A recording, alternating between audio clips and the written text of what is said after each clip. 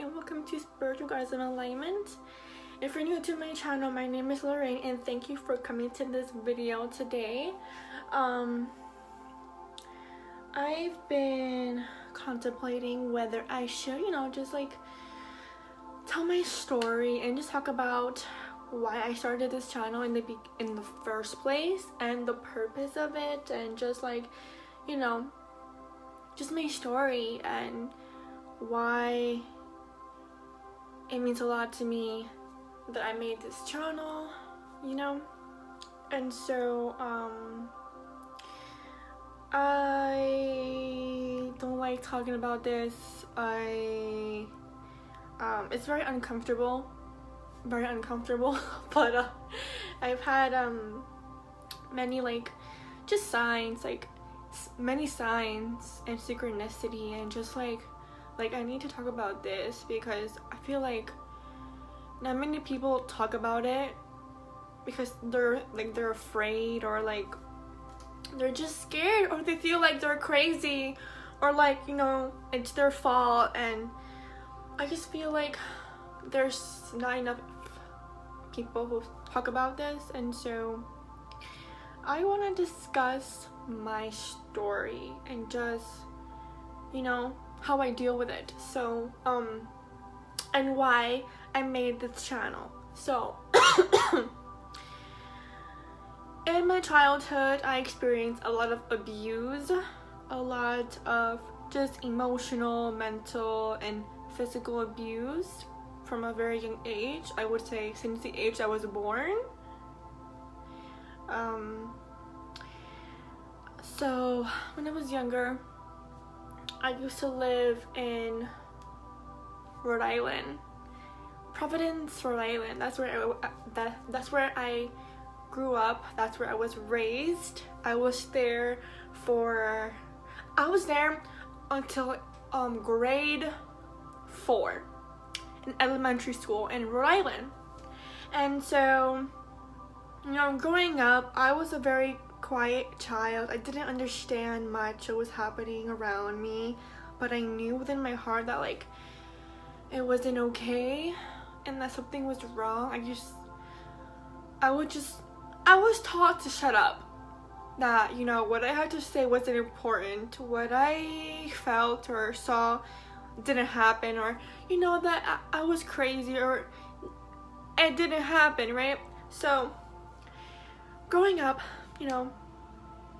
I experienced a lot of abuse, sexual abuse, and just seeing abuse in front of me, starting with in my home and with my sisters, because I am the baby of the family. I have 3 sisters. I am the last one to be born. So growing up in the household, there was a lot of abuse, a lot of physical abuse. My father would come home because my mom would call him, right? So he would come over to beat my sisters and just hit them and beat them, because when you're being raised by narcissistic parents and just abusive parents, it's always your fault, and you did nothing wrong, and it's just like I don't understand.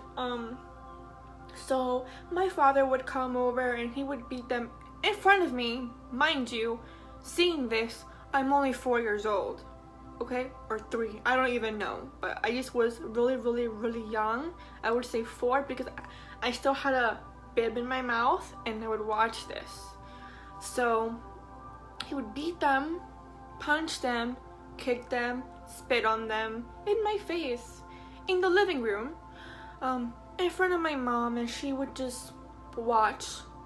She would call him to make this happen, almost as if they deserved this or something, and that was their way of punishing us.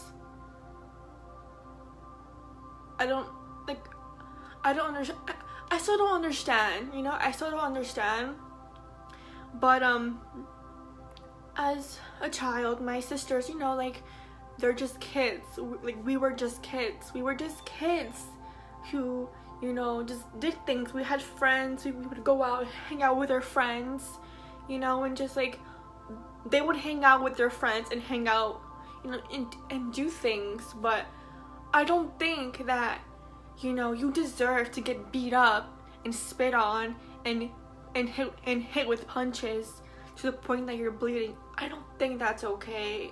I don't know, but I just saw that a lot growing up. And when that would happen in front of me, like, I would cry. I would just start crying because I didn't understand what was happening. Like, I knew it was bad because because they were crying, but I didn't understand, you know, why this was happening, like what was going on, you know. And so that kept happening a lot of the time, and it got to the point where, like, seeing all of that, like, it really shut me down. It really just completely shut me down. Throughout elementary school, growing up, since kindergarten, I didn't speak. I was quiet. I didn't speak because I was afraid of speaking. Because I was emotional. Like, I had all this pain and emotions inside me, and I was just a quiet girl. Like, I just wouldn't speak. I would go to school, and the teachers would speak to me, and I wouldn't speak back. I would just stay quiet. And I got to the point where my teachers actually thought that I had a mental problem, and they even called my parents, and my parents just, like, thought the same thing too, that I had a mental problem, when in reality that wasn't true, you know. And so, because I was so quiet and I didn't speak throughout my years of growing up, I developed a speech problem. So when I would speak, I would stutter. I would like, talk really fast and just like repeat my words. Like, I'll just like stutter on my words, you know. And to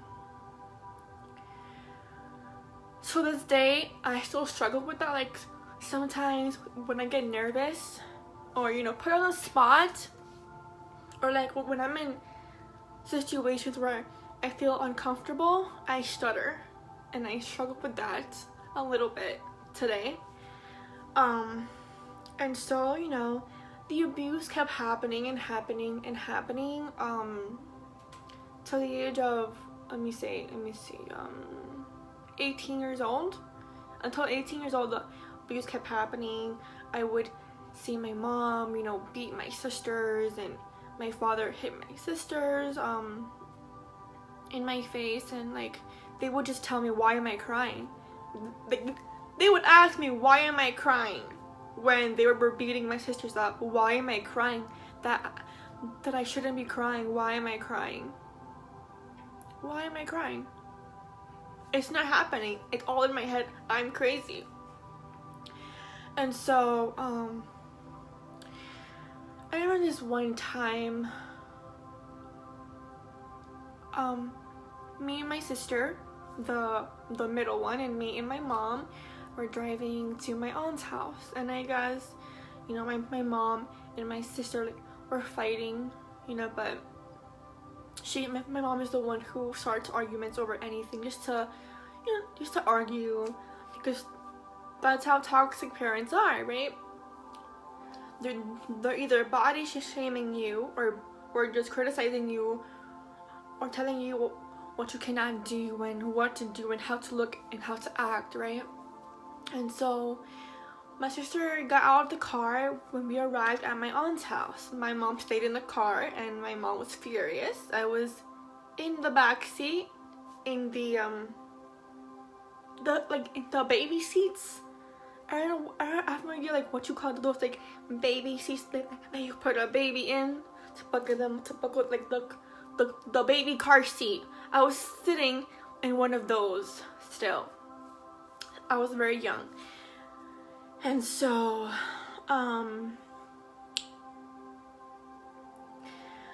sister was outside the car, like with her friends, talking and laughing, and my mom would just kept looking at her, and just, I don't know, like that made her upset, I guess, because she was happy and just laughing with her friends outside the car in front of my mom's house that my mom knows, and that these friends are like family. So she was talking to her friends, and my aunt was inside, and I think my cousin Chantel came out the car, talked to my mom, or my aunt did, I don't remember who, but they were just talking, and my mom was upset.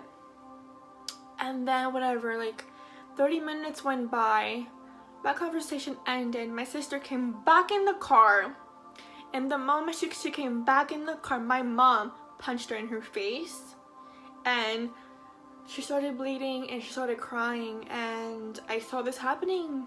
I saw this, and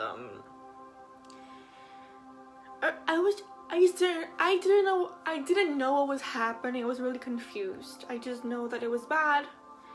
And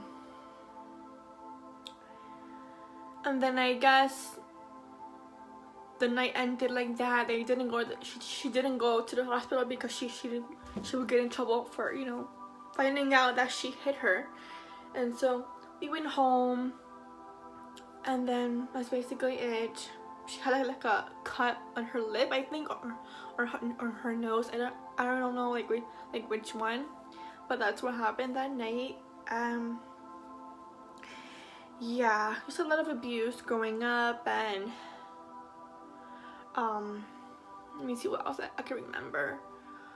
My parents were just very, you know, they're very toxic, very abusive. They would body shame my siblings. They would body shame them, call them fat, and just, you know, they were very like controlling. I would just, it was a lot of abuse growing up. I don't even remember how many times I would see like my father, you know, hitting my sisters. Okay, so we moved into another apartment because down the road my mom was planning to move to Florida, where I live now in Florida. And so we moved to a different apartment in Rhode Island. And so it was just a 2-bedroom. My sisters shared a room, and then I shared a room with my mom. I should be like 6, 7, 8 around that time now. I don't know. And so it was the same thing. They would make them do things that were just crazy. And just, you know, like, just again, like with the whole body shaming situation, just, you know, like, you're fat, you're this, you're that, you know, you're not good enough. I remember this one time that my mom wanted my sister, the middle one, to go to my mom's business, because she had a business. My mom had a business in Rhode Island, so family time was in the workplace. It was never like together, you know. Family time was always at the workplace. And so my sister did not want to go. She didn't want to go to my mom's job. She didn't want to go. She wanted to stay home that day. And so my mom threatened her, and so my mom called my father and told my father a lie. So my father came to the apartment. He came to the apartment, and he grabbed her by the hair and slammed her against a glass table, breaking the table, and dragged my sister down the stairs out of the apartment into the car, and took her, the way she was dressed in her pajamas, to my mom's job. And I was like 6 or 7 or 8 seeing this happen. Again, to me, this was this to me was like very, very normal. Like, I got used to this. I thought this was normal. Like, this was my life. Everybody must go through this. This is normal, right? This is how parents are. My sister should have, you know, did something wrong. Like, this was normal.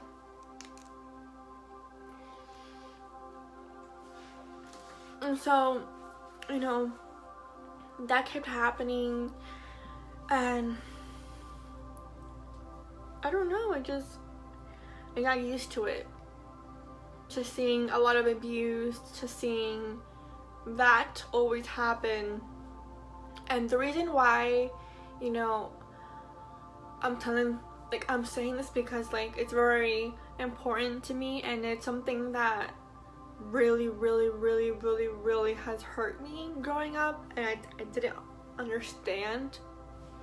You know, I always thought that it was, you know, our fault, that we deserved what happened to us, or that, you know, we're the bad ones. But in reality, like, it was never our fault.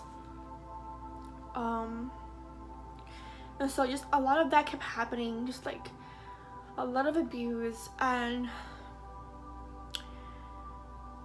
I didn't understand why that had to happen. And like, you might be like just asking, you know, well, what happened to you as a child? Well, my father never hit me. He never hit me because I knew. And so my way of staying safe was shutting down completely and doing everything that they wanted me to do. That's how I stayed safe. So if they told me that I couldn't have friends, that I couldn't go anywhere, that I couldn't even go see my friend next door, I couldn't do anything. I was indoors or playing by myself with my Barbie dolls that I had. I was very alone as a child. And, you know, when I did get, you know, time where my sisters would let me go next door to my friend's house, I would go over. But when my dad was coming over to the house, I knew like that I couldn't do anything. Like, I had to be home. I had to just behave so I wouldn't get hurt. And that's why I was very quiet as a child. I was almost like raised to not speak, to not express myself, to not that I was too crazy, that I was wrong, that what I saw didn't happen, you know? But I knew inside that I wasn't crazy, that what I saw really did happen, you know?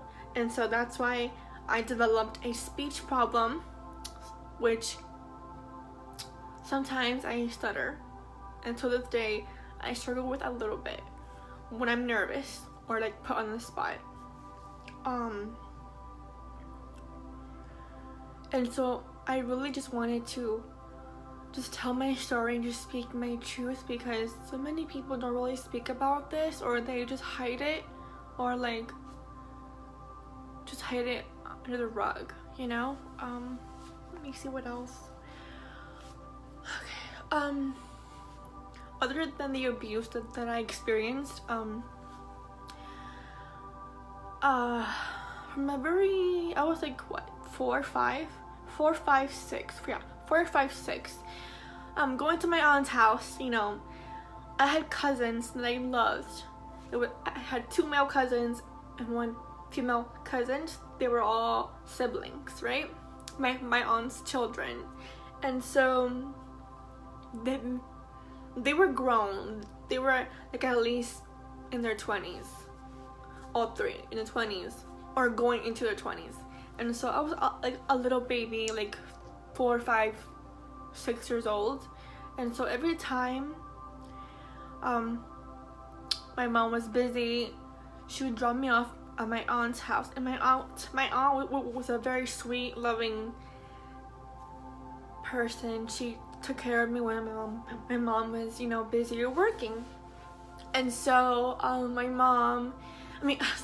aunt, she was like a mom to me. Really, she is. Till this day, she is, even though she passed. And so yeah, my cousin, I loved playing with him. He would play with me like games. Like he would like play games with me and just be funny and just like tickle me, and like he would just I loved my cousin. I loved him. But something happened where I was sitting on his lap. I was sitting on his lap in the living room, and no one was there. My aunt was upstairs, I think. Upstairs, doing something, cleaning, I don't know. Or doing laundry. And I was sitting on his lap when my cousin decided to slip his hand in my pants and touch me down there. And he would do that a lot to me. And I thought that was normal. Like, I thought this was normal. Like, I had no idea what, like, as a child, I had no idea what was wrong. Like, I thought this was normal. You know, he would touch me down there. He would take me to the laundry room and he would rub me down there and touch me down there. And that kept happening until 8. I remember when this one time he was in the bathroom taking a shower, and I guess he had dried off, and he had a towel wrapped against his waist. And I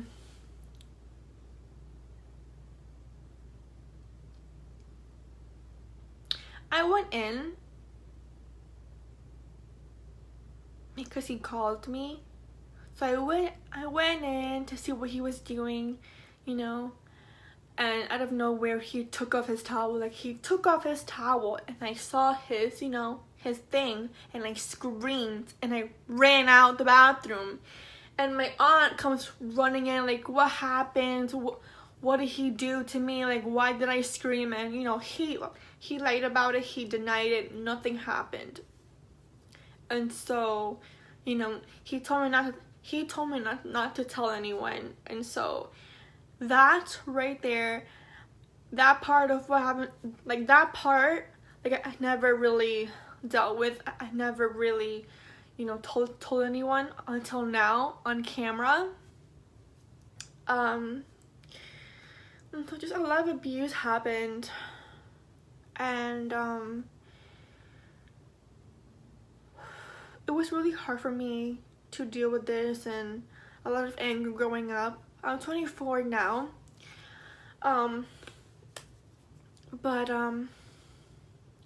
so other than that, as I experienced as a child growing up until until I was 18, and then my dad moved back to Rhode Island, so he wasn't around anymore. He lives in Rhode Island. I live here with my mom still,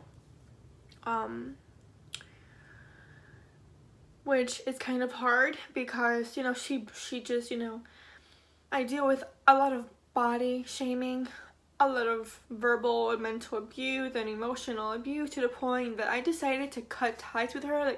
Like I live with my mom, but I cut ties. Like, I don't speak to her at all. I'm either like in my room or outside or just in my room. Really, I don't speak to my mom because it is not good for me. It's not good for my health, mental health, or emotional health, because I am an empath.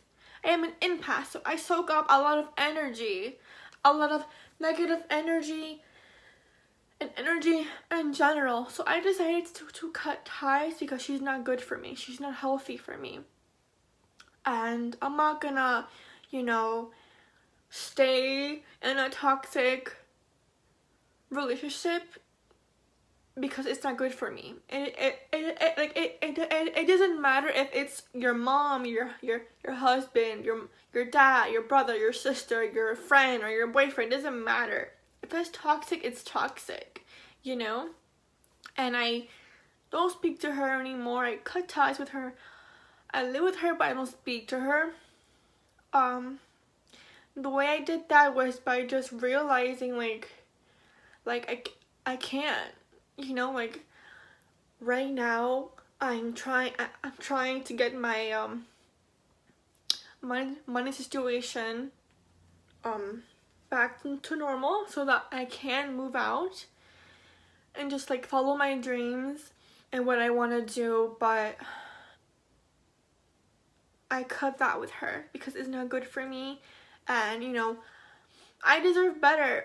I deserve respect, love, and kindness, and so much more. And if you can't value me or appreciate me, then I want nothing to do with you. And that goes for anybody who has brought me down in my life, who has teared me up, you know? And so, the way that I've learned to just cope with it at home was just, you know, being real with myself, because it's not my fault. It's not my fault to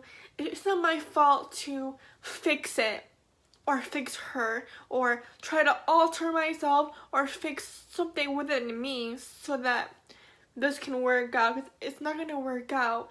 And I've gone to many therapists in my life, at least 4 or 5 in my whole life.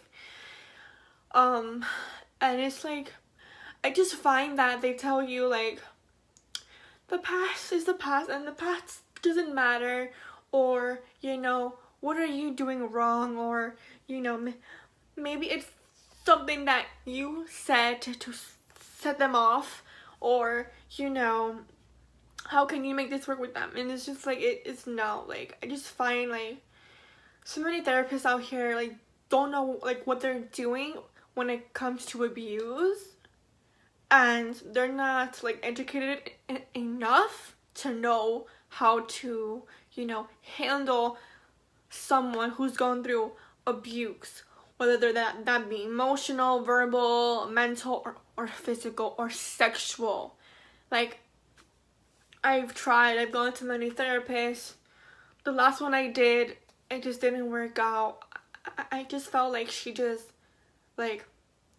I felt like with the last therapist that I was seeing, like, 4 months ago, were just, like, when I would tell her situations that I would experience, she would tell me, like, so how to, like, she would just tell me, like, ways how to change how I speak to the person, or change how I, you know, how next time I could do better, so that doesn't happen again. Like, almost as if it was my fault why, you know, my mom would curse at me or call me body names, or just call me, like, just wrong names. Like, I had the moment, like, I just felt like I couldn't do it anymore with therapy.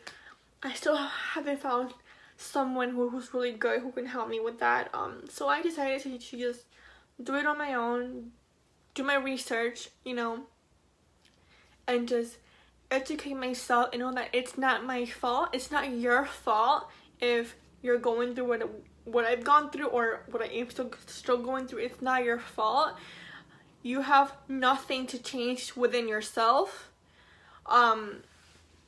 It's not your fault for the abuse. It's not your fault why they make you feel like you're not good enough. It is not your fault why they tell you you're shit, or that you're ugly, or that you're fat. It's not your fault. And you are none of those things. You are beautiful. You're worthy. You're amazing. You are enough. And you deserve better. And you deserve so much more. You know?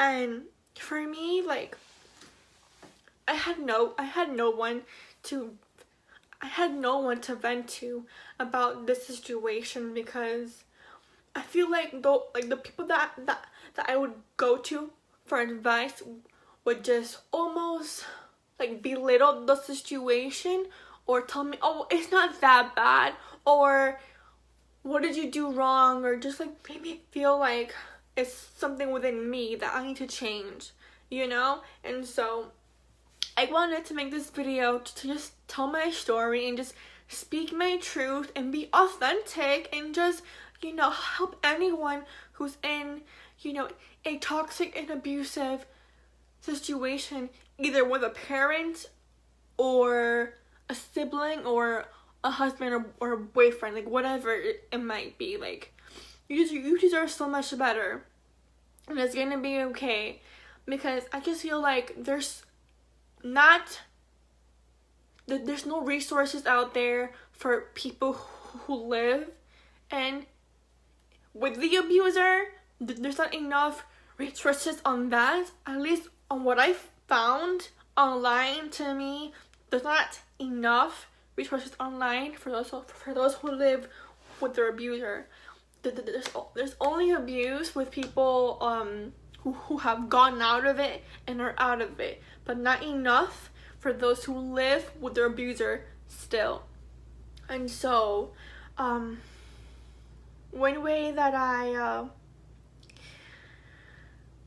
managed to deal with it, just, you know, being honest with myself and just, you know, like realizing, you know, how beautiful and important that I am, you know, how valuable I am as a person, and just knowing that it's not my fault.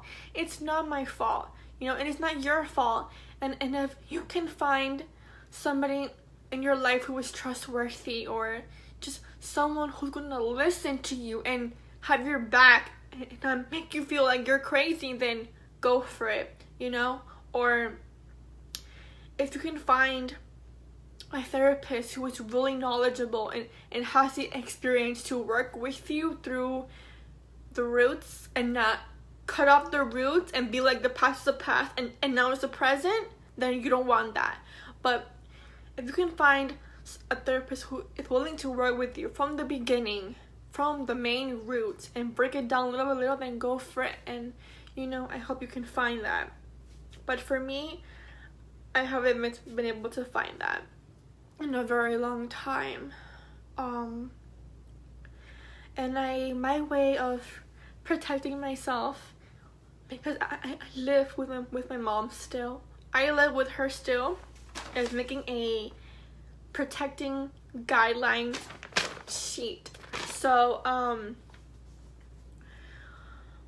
how I deal with it in the household with the abuser, I have just wrote number 1 is to avoid any conversation with her. Avoid any conversation, or if you can't, avoid any personal conversation, and don't tell her about your personal life or your plans. Don't tell her about what you're doing in your personal life, because if you do, he or she will try to cross those boundaries and find out what you're doing and probably sabotage you. So don't have any personal conversations. Don't have any emotional conversations. If you can, limit conversations as much as possible. Don't speak to them.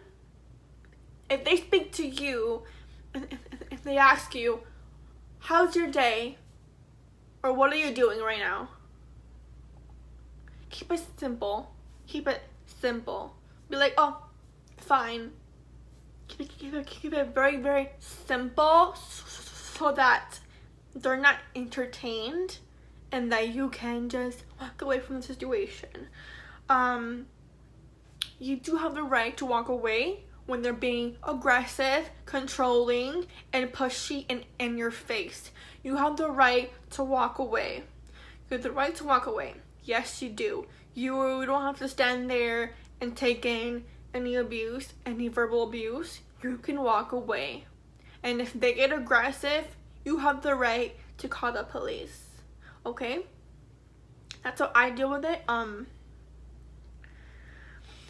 If they come into your room and open your door, you know, no boundaries, and you don't want to speak right now, or if you're busy or anything like that, just stand your ground and just say that I can't talk right now and that you're busy.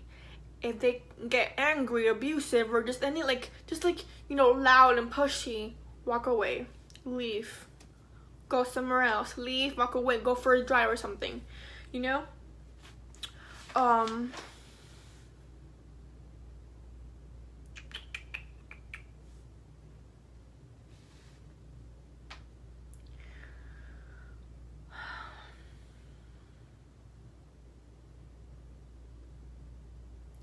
The whole thing about this is that you need to learn to protect your energy, your heart, your mind, your soul. Protect your energy. Protect it. So that means limiting conversations and personal conversations. Limit the conversations, you know? Go do something else. Because if not, it's just gonna suck your energy and just make you feel crappy. Because that's what happened to me. And I found that the more that I spent with them, the more drained I got, and it just wasn't good for me. And the more like I got like verbally attacked or body shamed or like just all of that. And so that's how I deal with it. It's not easy because it's scary, you know. It's scary when you have no one to talk to for sure. It's scary. It's very scary because like they're like their mood changes, and I noticed that like people like this who are, when they're around strangers or people that they're friends with, they'll treat you different. They'll be nice and kind to you when they're around other people, right? But when it's just you and them, it's a whole different story. So basically, it's not your fault. You're worthy, you're important, you are enough. And you matter, and it's gonna be okay. You know, as for those who are living with their abuser still, you know, there is a way out. And you will get out. You just have to make a plan and stick to the plan. I'm 24 years old, and you know, unfortunately, I'm still living with my abuser, my mom. And the reason why I'm still here is because I just been through a lot of denial. I didn't realize what was happening to me, or the truth. Like, I didn't realize this till a couple months ago. Like the truth of it all. Like, the truth has been revealed to me a couple months ago. And I'm now realizing, like, oh my god, like, this is not healthy. This is not good for me, and I wanted to spread that. You know, it gets hard. It does. But it's gonna be okay, and I wanna just, you know, be a helping hand for anyone who might be going through the same thing I'm going through, or has left their abuser but is still going through like the whole recovery and the pain. As for that, I also wanted to talk about sexual assault because that did happen to me. I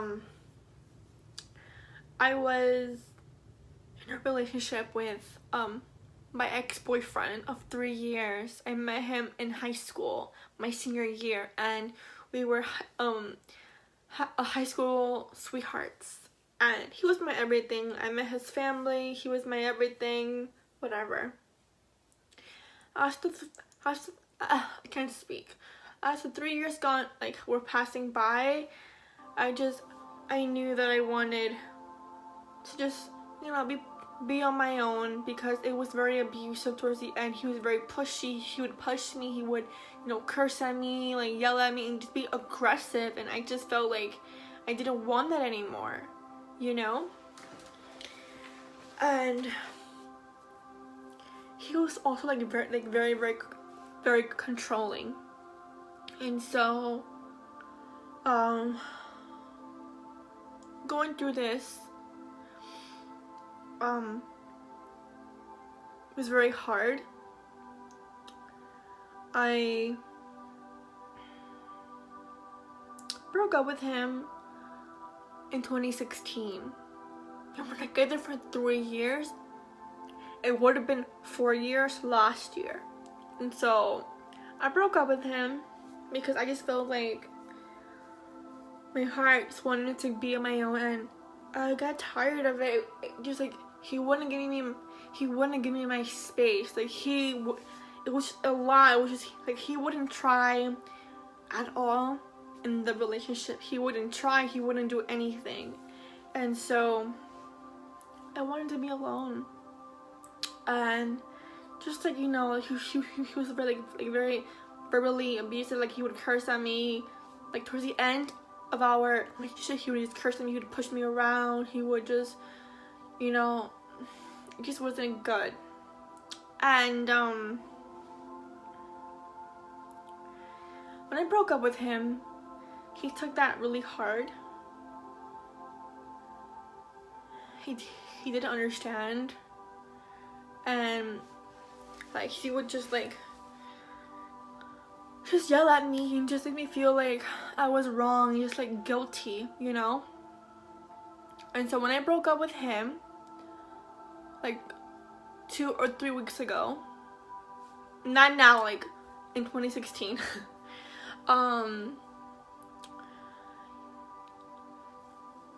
I called him. No, I texted him. And we were talking, like that day we were talking, and he wanted to come over to my house that day. And I wasn't home. I was with my mom that day, going to FedEx to print out a few papers. And that day he came to my house. When I told him that I wasn't home, he came to my house. And then I was like, I'm not home right now. I'm at the FedEx with my mom. Mind you, he knows that I don't want him back. He knows that. So he came to FedEx to pick me up. He saw me, whatever. We got into his car, because he wanted to just talk. He wanted to just talk and see me for the last time, and to say goodbye for the last time. He wanted to give me a hug. That's what he said. He wanted to give me a hug. So I got into his car. My mom went home, and in the car, he put me in a headlock. He pulled down my shirt, touched my boobs. He wouldn't let me move my head, and he was touching me, sucking on my breast, and just touching me down there. And you know, that entire time, I was like, let me go. Like, why are you doing? I told you I want nothing to do with you. Why are you doing this right now? Like, why are you doing this? And he kept on, and I said I want to go home because I got scared. I really want to go home. So he took me out. Of the headlock, and he said, yeah, you're gonna go home. You're gonna go home. And so he moved out of the parking lot. By the way, it was 6 o'clock, so everybody had gone home. There wasn't enough cars outside. So he moved out of the parking lot that's facing the road, right? So he moved out of the parking lot. The exit is this way. He went this way to go park behind the stores where there's no cars, in the middle of the parking lot. He parked right there. And he continued to do what he was doing to me. And I wanted to go home, and I got really scared, and I was like, maybe I should open the car door, you know, but I was scared because I didn't know I didn't know what he would do. And he was laughing. Like, he was laughing, he was smiling, he was laughing like it was a joke. And so after like an hour or so, he took me home, and I broke down crying, and I just realized like he forced himself on me when I kept telling him to stop and to no, like no is no, no is no. It doesn't matter if a girl says no, it's no, no, no, no. It means no. It doesn't matter if you guys are together or not together. If you say no and he continues, that is a sexual assault. And so I started crying, and I told him like, why did he do that to me? And he just said that I liked it, and that I wanted it, so I got it. That's what he told me. And so I just, I threatened him. I threatened to call the police on him, and he left, and I went home. I took a shower, and I just started crying in the shower, and I cleaned myself, and as I took a shower, I just forgot about it. And I just went to bed that night crying. And the next day I woke up and I couldn't forget about it. Like, he really forced himself on me, and I even called his sister to tell her what happened, and they didn't believe me. No one believed me. Nobody believed me. Nobody really cared about me. No one cared. No one believed me. No one did anything. I went to the police, okay? I went to the police. The police screamed at me and told me that I was a liar. That didn't happen. That why would I even allow that to happen? They just told me that I needed to, that if that really did happen, that if I was in danger, that I would have opened up the car and left the car, not knowing that I was scared, because I didn't I didn't know if he would like take off, because he was acting crazy. He was laughing, he was smiling, he was like I don't even know. And so, that happened to me, and I was very alone. I was depressed. I wanted to kill myself. I didn't kill myself though. I wanted to. I thought about it many times. I was very alone. And so I just wanted to do this video to share my story, to share, just who I am, and how you're never alone. You're never alone. It's gonna be okay. If you've gone through a similar situation, you're allowed to comment down below and tell me your story. So yeah, I just wanted to just tell my story and just be my authentic self and just speak my truth, be who I am, and because I felt like it was time to share my story. It was time. And so that was it. Thank you for watching this video, and have a great day. Peace.